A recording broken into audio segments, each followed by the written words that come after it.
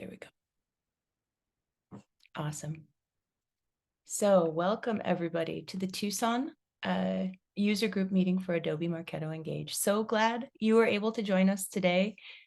Really excited. I've got a couple wonderful presenters that are joining us to talk about how you can unleash the potential of AI in your Marketo instance. We've got Tyron and Lucas who are going to share some wonderful knowledge and wisdom. And can't wait to get going and started here. Go ahead and admit one more person. Hang on just a sec. All right. So just to lay the ground rules for the day, we ask that you don't do any shameless self-promotion. I don't anticipate that you would or could. Please don't contact people outside of this group without their consent.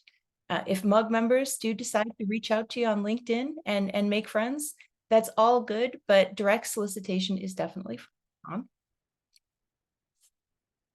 And we are recording, as I mentioned. If you do not wish to participate in a recorded session, feel free to pop off the line now, and I'll send you the recording. And be sure to stay connected. We like to consider ourselves a purveyor of fine content when it comes to Marketo and all things marketing ops. So if you like what you see today, please do go to Bevy, the tool that we're using for registration management and the platform, the official platform of the Adobe Marketo user group, and sign up to be notified when we put on more content from the Tucson Marketo user group. Okay, we've got a couple upcoming opportunities too. They're going to be hitting New York in just a couple short weeks here. The Skill Exchange is going to New York. You get to learn best practices in person in the Big Apple. It's November the 9th at Convene on Liberty Street.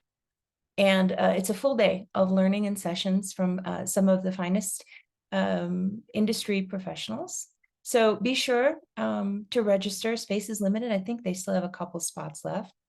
And also, Adobe's looking for MUG member feedback. So if you've got some thoughts to share, please do. Feel free to scan the QR code or just reach out to me on LinkedIn or via email, and I'm happy to connect you with the resources so you can make your voice heard. All righty. And then if you're new, I know there's a lot of industry veterans out there, but there are also always some people looking for some new training and enablement. If you're one of those fine folks, please check out the new free course for how to get started with Marketo Engage. And on Trust Radius, if you're willing to go out and make a review on the review platform Trust Radius, Adobe's going to bribe you with a $25 gift card in return for your time and effort. Be sure to be thorough, is what I've heard the word on the street is.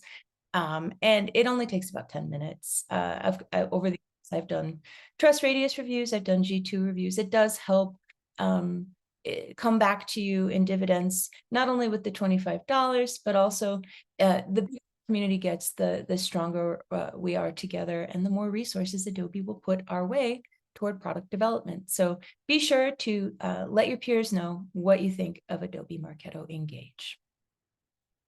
That being said, I shall stop sharing and hand the screen on over to Tyron, who's first up here, and let him get started. Thank you, Lauren, and nice to meet everyone who's on this call. Okay. So as Lauren mentioned today, both Lucas and I are going to be showing you how you can use ChatGPT within your Marketo instance to unleash all sorts of great optimizations and cool things. So just a bit about me. I'm the marketing operations manager at Telnex. I've been there for over 4 years at this point, and we're a telecommunications company that makes it very easy for developers to embed telecommunications into their software products. I'm also a blogger, freelancer, and professor at the Workflow Pro. That's the personal blog I have on the side. And I made this fancy new shirt a couple of weeks ago, so I'm very proud of it. So I decided to wear it on this presentation today. And I've got 3 years of using APIs. And that's actually, the reason I mention that is because that's how we're actually going to interact with ChatGPT in the course of this presentation. So today I'm going to be showing you the two main ways we can interact with ChatGPT. We can either do it directly using webhooks in Marketo, or we can use middlemen like Zapier or Replit. And then I'm going to show you two cool use cases. One is how we can classify bot form fills using ChatGPT, and also how you can classify your leads using ChatGPT. So as I mentioned, there are two main ways you can interact with ChatGPT. The first is using Marketo webhooks to make the request to ChatGPT directly. This is limited in the sense that there's a 30-second timeout limit on webhooks, and depending on the size of the prompt you're sending to ChatGPT, it could take more than 30 seconds for ChatGPT to give you an answer. So the webhook would time out in Marketo and you wouldn't get the response back that you wanted. And you also have less control than if you're using a third-party tool like Zapier or Replit. If anyone here has used Zapier or something like Marketo, it's very easy to use all the tools they have in there to parse the response and do advanced logic. If we don't use something like Zapier and we do it directly in Marketo with webhooks, we don't have all those same tools available to do all this fancy logic and parsing. And if we do use Zapier or Replit, there is no timeout issue like the 30-second timeout issue that we have in Marketo. And I'll just mention here that we can send a link out to this blog post afterwards, but I show you how you can use Zapier as a middleman from Marketo in this blog post. And it's as simple as just adding someone to a list in Marketo. So we have some sort of trigger which adds the person to the list, and this causes this Zapier workflow to run. So once someone gets added to the list, we have a prompt to ChatGPT, and in this case, the prompt is very simple. We just ask it to say, based on the person's website, tell me whether this person is a good fit for my company.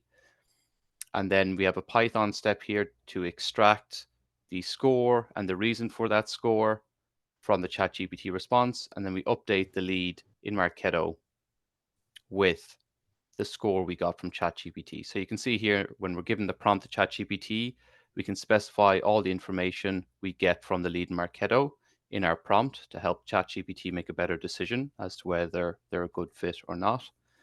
And also, don't be intimidated by this like Python code step here. You can use ChatGPT to give you the code you need to put in this step, because all the step does is it takes a ChatGPT response and gives you a score and a reason. And you can literally paste the ChatGPT response. You can literally paste that response into ChatGPT and ask it, say, hey, this is what I got, and I'd like to extract the score and the reason. Please give me the Python code to do so. And you can stick that straight in step number 3 here. So ChatGPT is actually very powerful for any sort of programming and code. So don't be intimidated by that step there at all. So this is how we can use Zapier as a middleman to do something like scoring leads from our website. And then the next example is something called Replit. And you can just think of Replit as something that gets triggered that will run a Python script. And I'll just show you what it looks like at the moment. So Marketo sends your Marketo information over to Replit. It catches that information and then it runs your Python code. So that's all you need to know about Replit.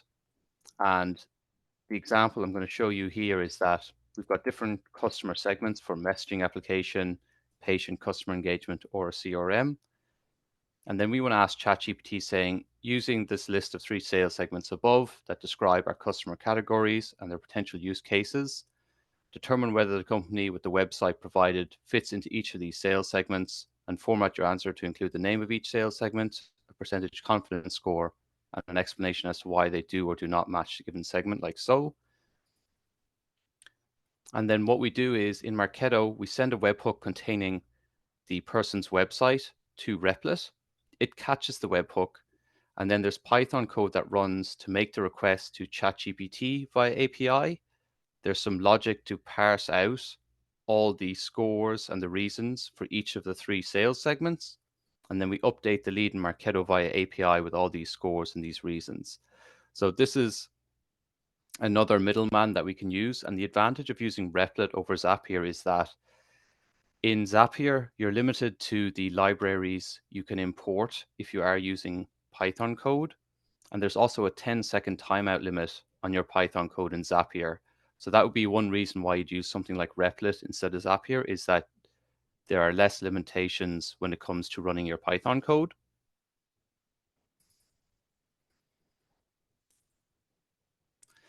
And in that same blog post I showed you just a few minutes ago, I show you how to set up a webhook so you can send ChatGPT requests directly from Marketo. And this is the second of the two approaches I mentioned before. So I went through the middleman in my previous slides, and now the alternate approach to that is making the request directly from within Marketo. And the disadvantage to this, as I mentioned, is we don't have the same parsing tools available. So when we get a response back from ChatGPT, we need that response to be ready to go and ready to be put into a field right away without any parsing. So that's why you can see in the prompt here, I tell ChatGPT to return an answer of either good fit or bad fit only, because if there's any extra text in there, that will get inserted into the lead field, and we don't necessarily want that. That could complicate things and mess them up. So we have to tell ChatGPT to give us very defined outputs so that we can stick them straight into fields without any parsing. And in that blog post, I show you how to set this webhook up and map it to a Marketo field so that we can store the classification of lead fit. So looking at the Marketo activity log, when the webhook gets called, it changes our lead quality to good fit. And this is what it looks like when you dig into the activity details here.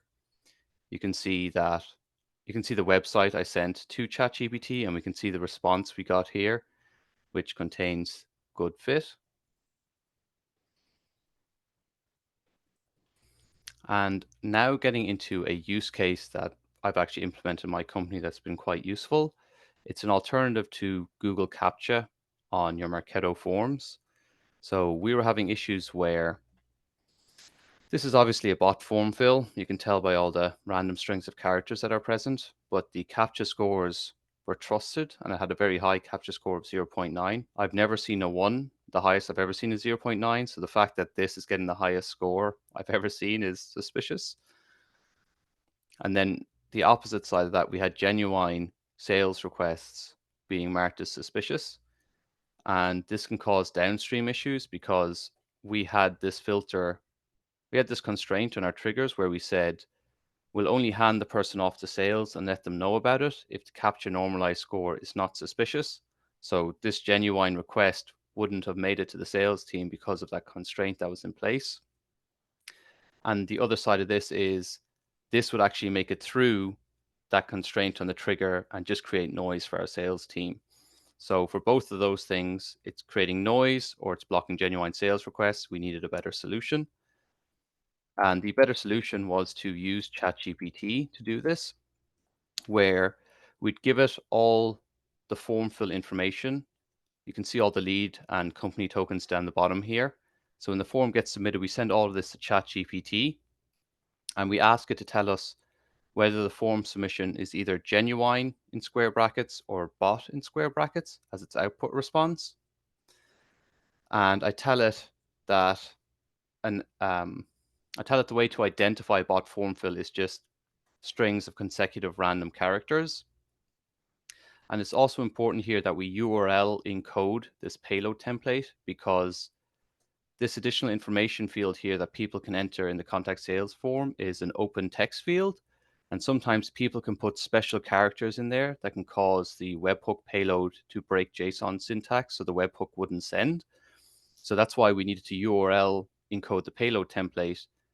And since we're doing that, we need to let ChatGPT know that what we're sending it has been URL encoded. So you can see here, I say, please note that the form information has been URL encoded. So you'll need to decode the content before making your assessment.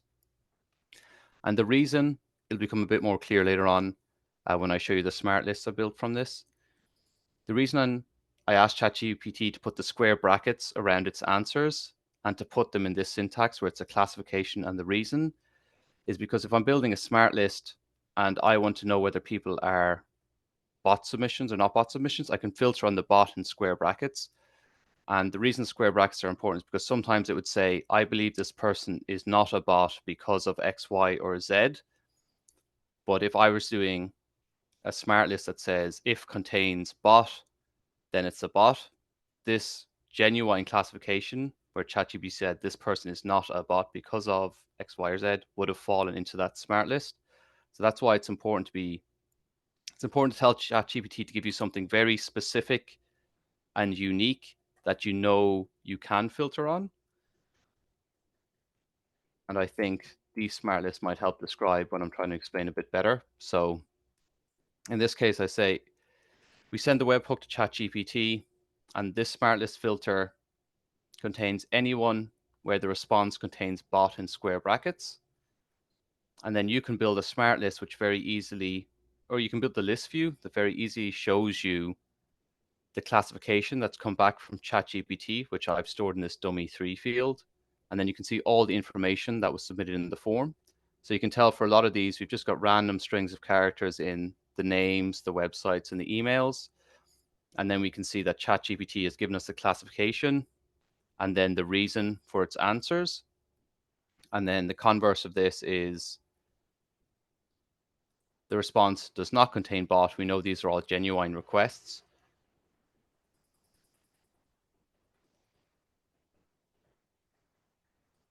Okay, it's taking a while to load, but I think you get the idea of it now. So for all these genuine people, if the reason here said this form submission is not a bot form submission, then if we were just filtering on bot without square brackets, then that genuine request would have fallen in here. So that's why it's important to use a very specific identifier for filtering here. It's hard for me to explain, but I hope I've explained that well enough to you guys. And then in the flows of your smart campaigns, you'll call the webhook. And then if the dummy3 contains that special identifier, which in this case is the bot in square brackets, we'll remove them from the flow of this campaign and we won't hand them off to the sales team. So this is the alternative to using CAPTCHA on your forms. And obviously the most important thing is refining your prompt and getting it correct.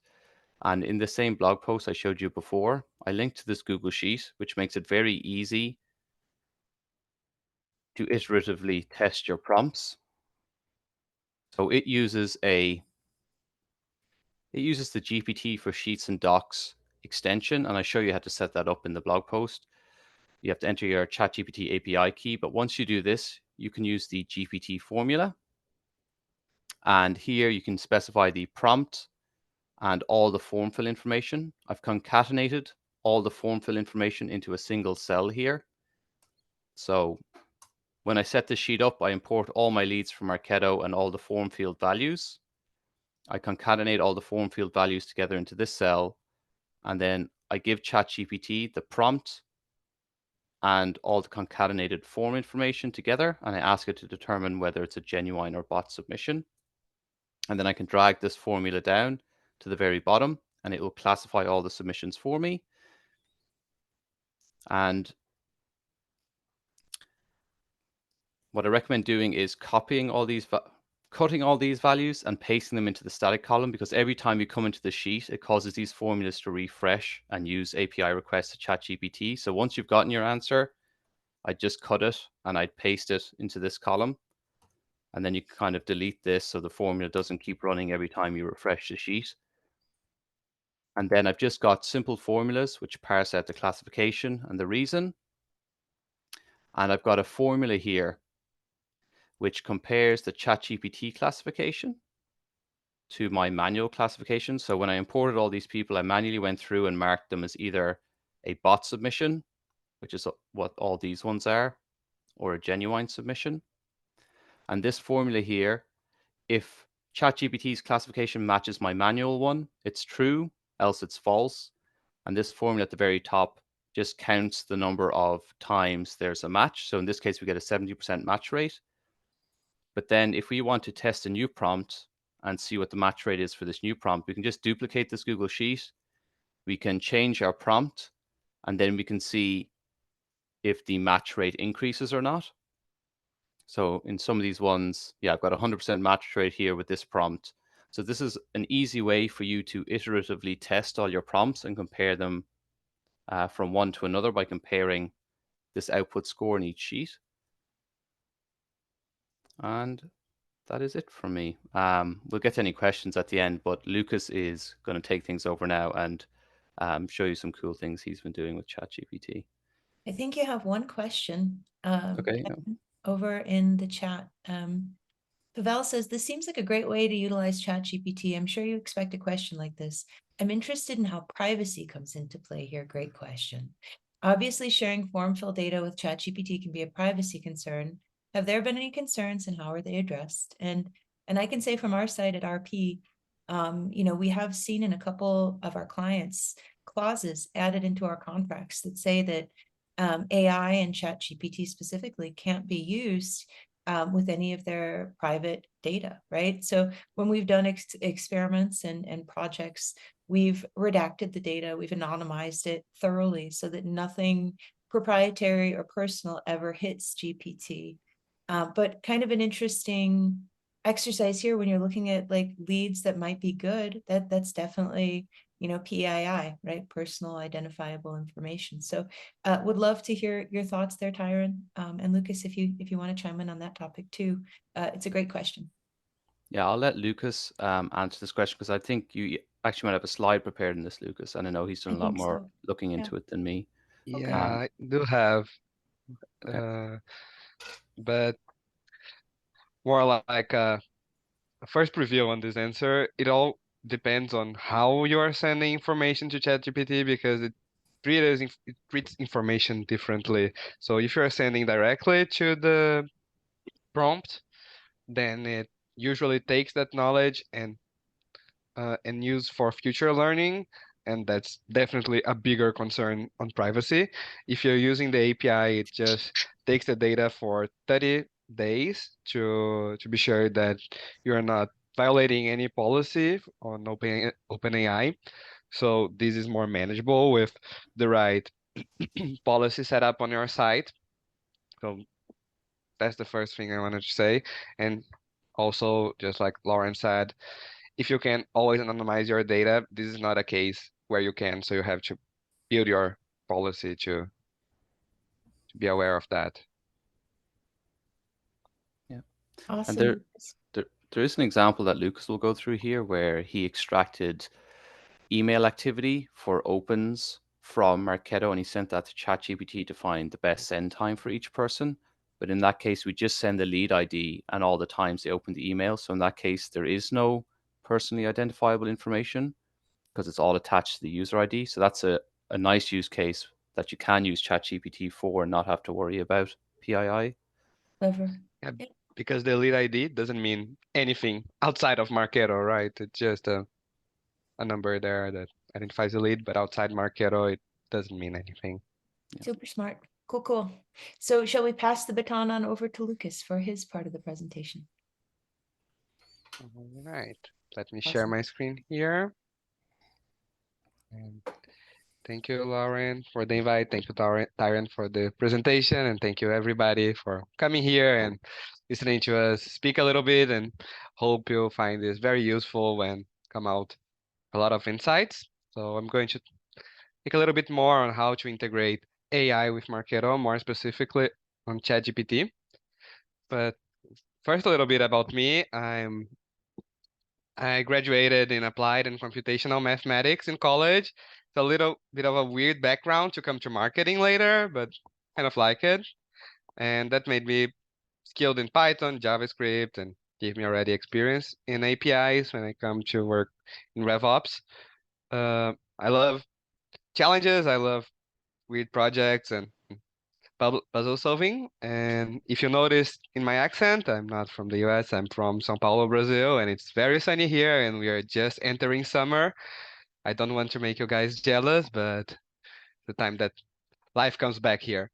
And also a little curiosity about me, I'm a vegetarian for, I don't know, I think around 8 years now, so long time and very proud of it.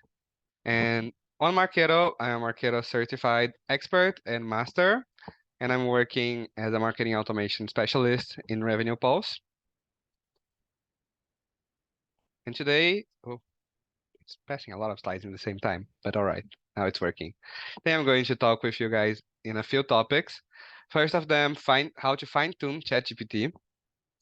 Then what Tyron mentioned, like how we can engage leads on their terms, like how we can send emails in the individually best send times for each of them. Then we are going to talk a little bit on how to calculate the costs on AI projects, especially on ChatGPT. And then there's a little slide on ethics and data privacy to go a little bit more on what we just mentioned in Pavel's question. First, starting on how to fine-tune ChatGPT and what is actually fine-tune. So if you first think about it, ChatGPT is created, it's trained on all public databases and not really trained on your own needs and your own data. And you can actually make your own, use your own data to make ChatGPT much better by creating a new model using fine-tuning. And fine-tuning is just you get ChatGPT's brain and you kind of replicate it and add your own information to make it a little bit smarter to your own use cases. And since ChatGPT is already a lot smart, you don't need to like add many information. You just need a few cases. Of course, as more you add, the better, but uh, you don't have to add like terabytes of data to make a great model. And with that, you enhance the precision for your own use cases. And we have here two use cases that I'm going to go to just through one, but there's the first one that is persona-driven lead classification. That's fine-tuning ChatGPT to determine which persona each lead fills into based on different information that you can have. And you can train it to identify based on job title, for example, if they have a specific job title, this is my persona number one. They have a different job title, this is persona number two. And you don't have to train them in all possible job titles. You just have to train ChatGPT in a few cases, and it can from then understand like the patterns and classify better your personas. And you can also use to identify bot and real lead submissions through forms. That's the use case that we are going to go through here. And with that, you can get a better accuracy on distinguish authentic and fake leads. So first thing, how you can create your model to do that. The first thing you have to do is prepare your data. So a few months ago, we presented this in the Missouri mugs, and we found out, and back then, there were two ways of doing that, with a CSV file or with a JSON-L file. Right now, you cannot use a CSV file anymore, so that's a little harder. You have to use a JSON-L file where you have to add all the information that you want ChatGPT to absorb and what is the desired outcome. So you have to add there the system message, the user message, and the system message. The system message is the context to ChatGPT, so you're explaining to it what you want it to do.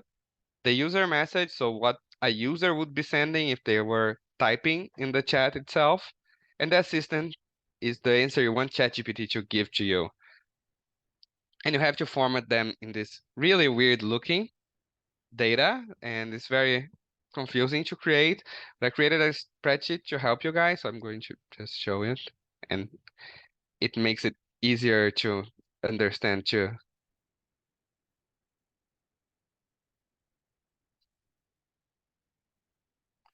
So here it is. You just have to fill like your system message. So you, for example, you're going to be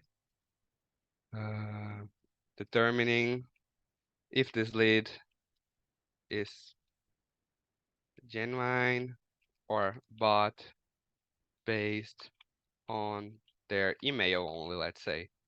And then we are sending a very weird email. And what we want ChatGPT to respond then, that's a bot, right? Because super weird email. And right here on the right, you have the message the way that it needs to be sent to ChatGPT. When you finish creating this spreadsheet, you just have to copy that and add to a text file, and you will be ready to start your fine tuning. So that's how you start preparing your data. Usually you're not going to add everything manually. You already have that data and you just have to paste it here and get the formatter. But yeah, and I'll send you guys the link afterwards. Lauren will actually. So this is how you format your data to prepare for fine tuning. So this is how you prepare your first party data. And a great tip is to always split into a train and a test database. So when you have all these rows with the information that you want to send and the expected response, split that into different bases. One for training, around 80% of your data can be in the training and 20% for testing. And the reason is that ChatGPT will iterate many times on its fine tuning. So it will try to do it first, and then it will compare the results with the testing database. And if the results are bad, they will fine tune one way more. And then again, I think they can do it 3 times. And if you don't have a test database, they don't have anything to compare with. So you kind of lose this ability to iterate and get the best results.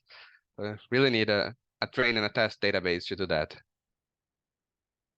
Then when you have this data prepared, you have to create your own model. And this requires a little bit of coding, but it's not too much, to be honest. First thing, you have to set up your machine. You have to install Python and open your CLI or your terminal if you are in a Mac computer. You have to install OpenAI library using this line of code. You have to configure that with your OpenAI API key. And I believe in Tyron's blog, you can see how you get that.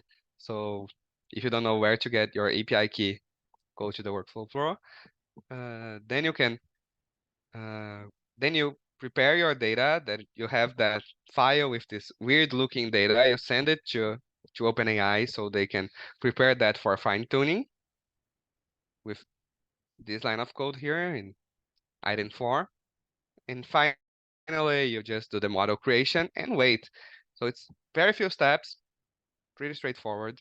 And then you wait and allow the system to process and optimize your model. That takes around 1 hour to 2 hours right now. So, and you will receive an email when it's completed, so you don't even have to keep checking on it. So just wait and you'll get your model. If that's a little too confusing for you, there is also a documentation on OpenAI on how to fine tune. We can send that after the presentation.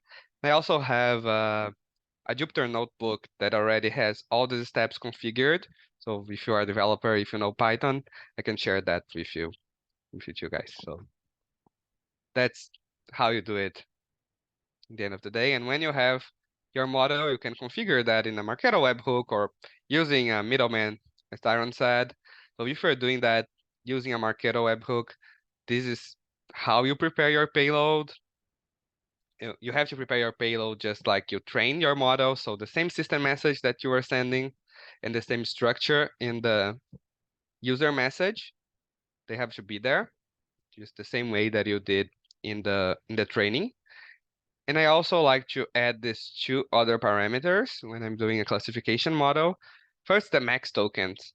And we are going to talk about tokens a little bit more in the next slides, but it's basically the size of the answer.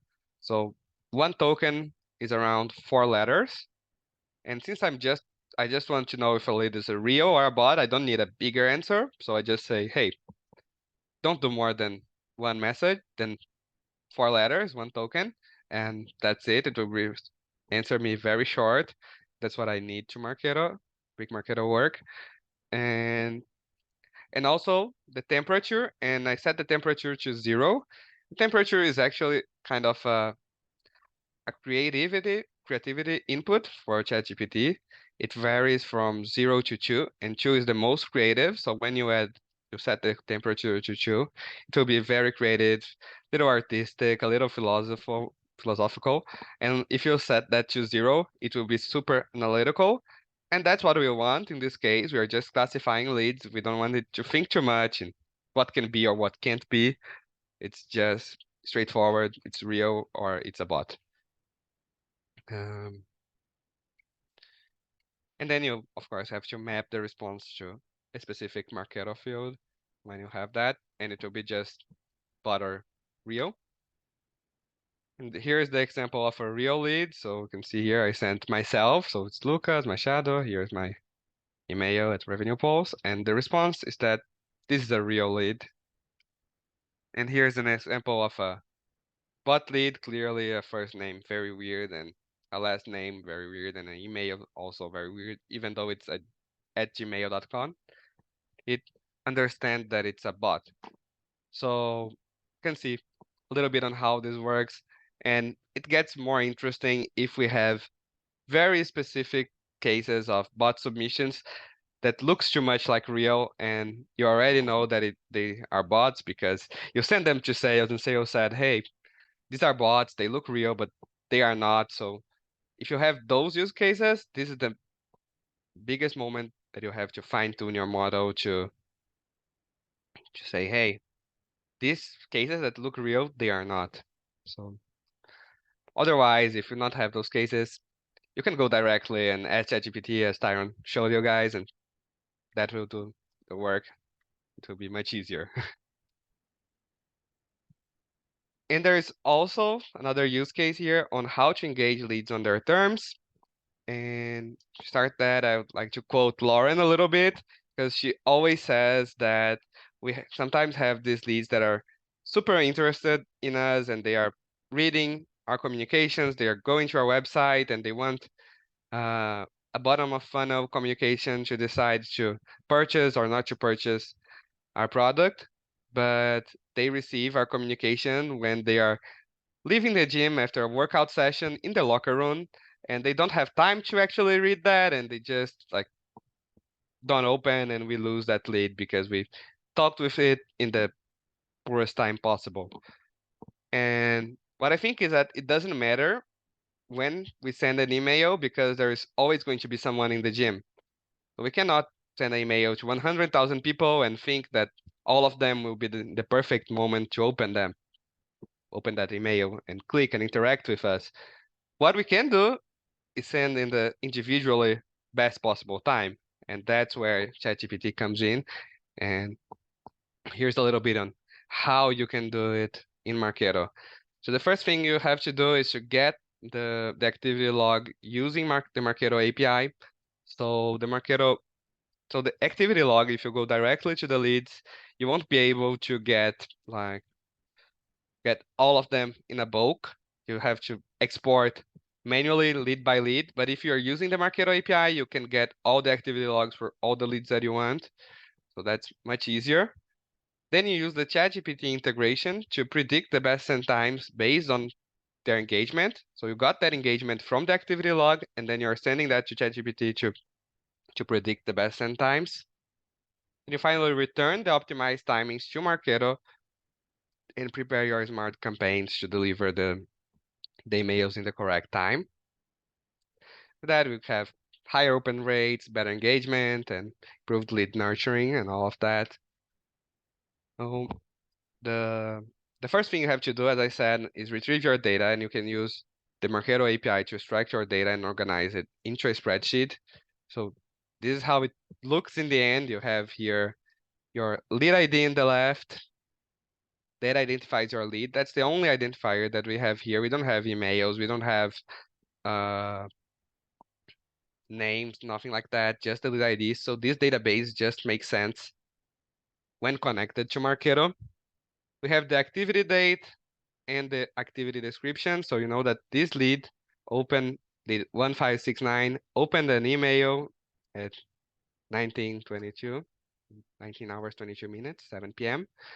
And the email was the 2283. So here's how you can identify which email actually was. Sorry, but you can't just send this data directly to ChatGPT because it won't understand, it won't be able to figure out what you're talking about directly. So you have to treat a little bit your data before, and I structured that as a JSON that will first identify the lead, then it will identify the emails using the email ID, the sent date, and the open date. And if it's not it wasn't opened. If it's not in our activity log, we just say that it wasn't open, and ChatGPT will know that an email that was sent 5 p.m., 5:30 p.m. was not open. Another one that was sent 6 p.m. was not open, for example, and the last one was opened.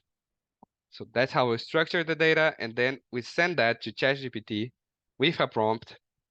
That's a kind of a weird prompt, a little big, but it works.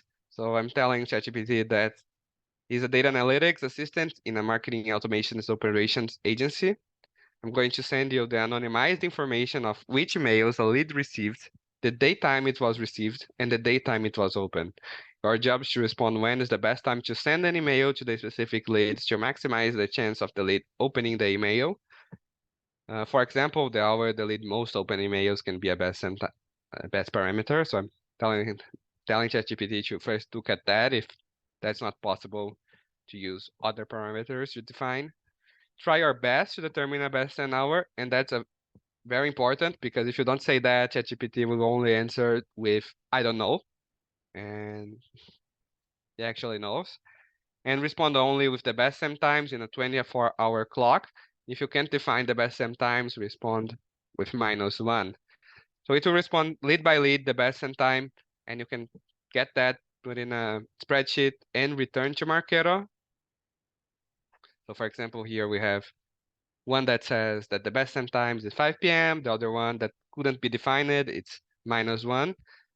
And then when we have all this information in Marketo on how we can, or the best send times for each lead, we just have to prepare our smart campaigns to deliver in the correct time. And we do that through advanced wait steps. So we run the smart campaign and say, hey, wait 1 second, and this must end 8 a.m. And we look to the people that has the best send time as 8 a.m. and we send the email. Then we wait more 45 minutes and wait and 9 a.m. And then we look to the people that has that 9 a.m. and send the custom email test, and we go through that for all the possible times. Looks a little costly to do that, but you just have to set it up once in your templates, and then you can always replicate and send your emails in the best send time possible to your leads. So it's pretty cool. And if you want to see the results, you can check the blog post that we did, that Tyron actually wrote on that idea, and it's the one I think Lauren already shared in the chat. So there you have the results of the A/B test that he did, and it's pretty amazing the results that we can get just by sending the mail in the best send times possible. Finally, getting a little bit more strategic and into a few details. If you are looking to start a project that integrates ChatGPT with Marketo, you have to be aware that there are costs. They are much lower than usual costs, but they still exist, you know? And to understand the costs, you first have to understand tokens in ChatGPT. We talked a little bit about it before, but you can think of ChatGPT's token as its coffee. I don't know about you guys, but for me, coffee is vital for my operation. I cannot work without it. Uh, So it's fuel for ChatGPT, and it says how much it can respond based on tokens. And usually one token covers 4 letters. That's around 3/4 of any word. This is just an approximation. You can track the token consumption in each API response for each request, and you can also do this approximation of 1 token for 4 letters. And you can also use this tokenizer from OpenAI to see how much to count the tokens in your input. And how much does a token cost? It's different based on the model that you are using. So usually advanced model have pricier tokens because it takes more for them to run. They have more capabilities. So if you're looking for a GPT-4 token, for example, it's 3 cents of a dollar per mute for 1,000 tokens. While ChatGPT 3.5, it's 0.0015.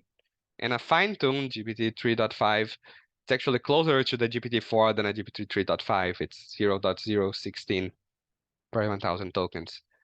But if you want to understand more, you can visit the OpenAI pricing page to understand how they calculate these costs. This is just an overview. and getting to ethics and data privacy. I know that's a big concern of almost everyone here. Is always the first question that we get. Oh, what about the ethics? What about the data privacy? I'm going to give you guys an overview of what I learned and what I discovered going through my work. But remember, I'm not a lawyer. I'm not here to give formal suggestions on what you should or shouldn't do. I'm just here to share a little bit of my knowledge to make you guys understand how you can use it safely. And it's always recommended to check with your compliance team for implementing anything. Uh, the first thing is that ChatGPT is not confidential. It will store your data for at least 30 days in the worst scenarios. In the best scenarios, in the worst scenario, it can retain your data indefinitely, basically, to be used for model improvement. But it can be safe to use if you use it appropriately. Uh, and the first thing to know how to use it is to know the data retention with the OpenAI.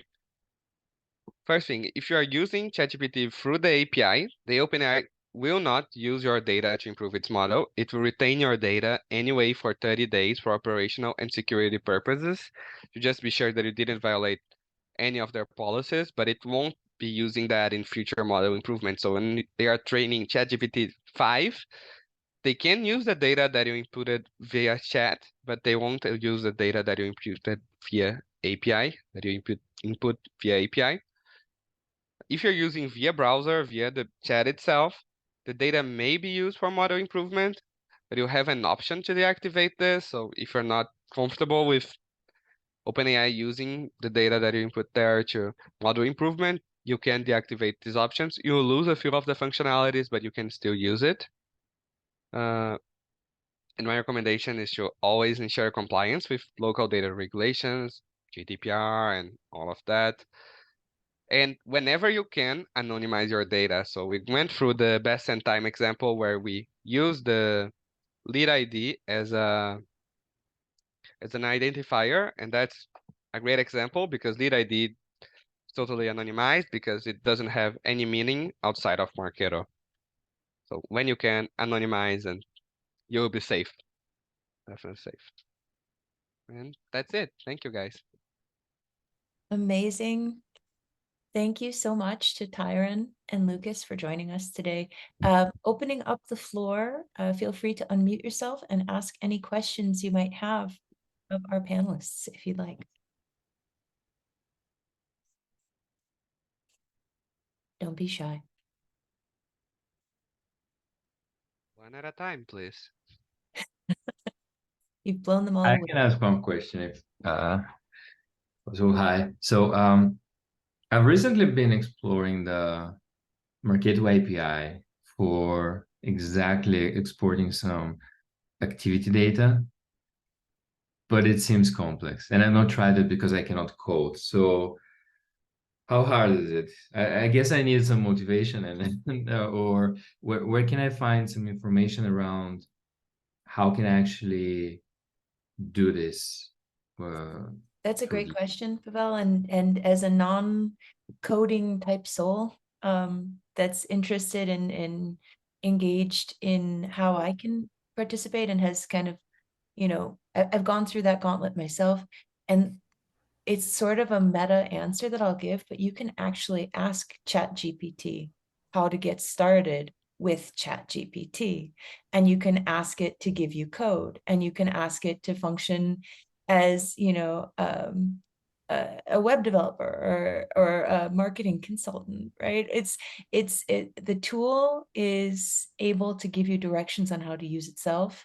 And then I think Tyron has some wonderful resources, and there are several resources out on the web right now in various different medias and formats that will help unlock some of the Python secrets and some of the finer points of the details of the webhooks so that you can get in there and get started. But I think it's just like swimming. Like someone can sit and tell you what the water feels like in your hands and behind your feet, but until you get into the water and actually swim, like there's no way you can say you know how, right? So I think diving in is what I would encourage. But Tyra and Lucas, would love to hear your thoughts here.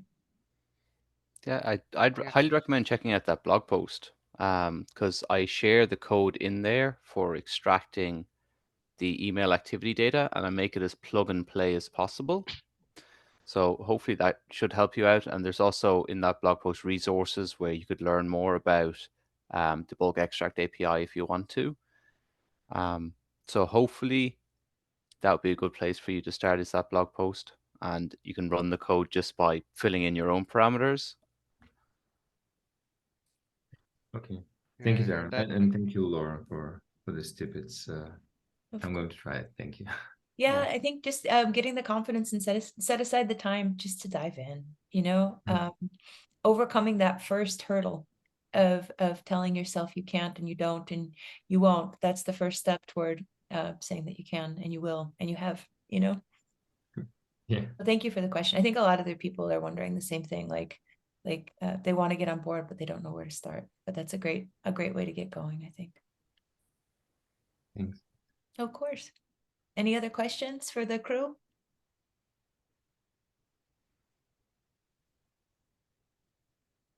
All right. Well, I will wish you all a fantastic day. Thank you for joining us. I will send out the recording later and stay tuned for more content from the Tucson Marketo user group. Have a fantastic day. Take good care. Bye, everybody. See you. Thank you guys.